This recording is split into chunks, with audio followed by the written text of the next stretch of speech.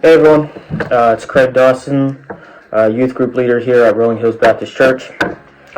I was asked today to talk about the idea of belonging and the sense of belonging.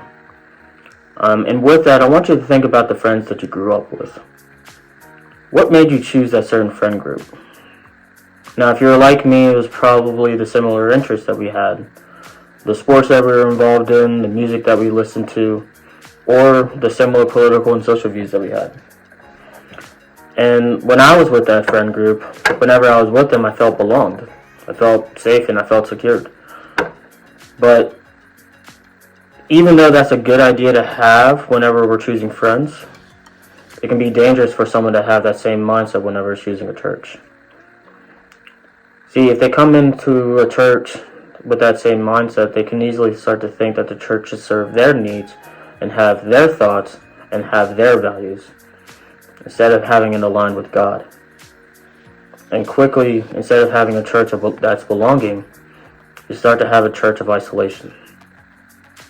See, the church was never supposed to be a church that is considered a black church or a white church. A church is supposed to be a full congregation celebrating one God.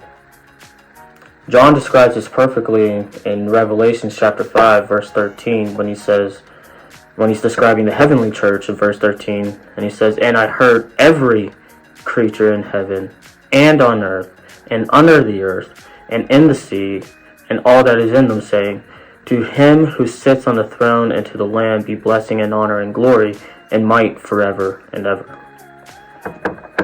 See, when I go to church and I'm sitting next to my brothers and sisters in a pew, at that moment, it doesn't matter what beliefs or what thoughts that we have that's going around in the world right now.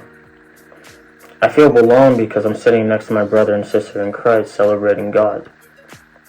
And if John describes this in heaven, a church like this in heaven, why can't this be the church for today?